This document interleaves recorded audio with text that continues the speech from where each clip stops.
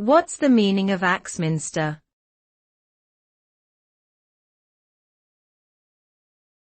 Axminster.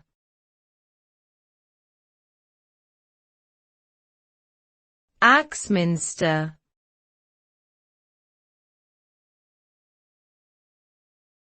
Axminster.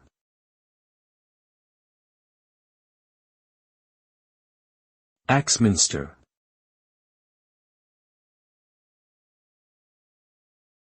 Axminster is a town in Devon, England, famous for producing high-quality carpets.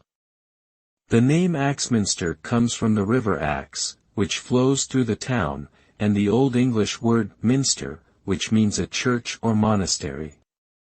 Axminster carpets are renowned for their durability in intricate designs, often featuring floral patterns or geometric shapes.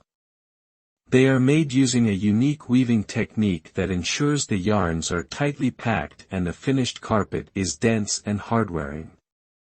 Axminster carpets have been a symbol of luxury and sophistication for centuries, and are still highly sought after today.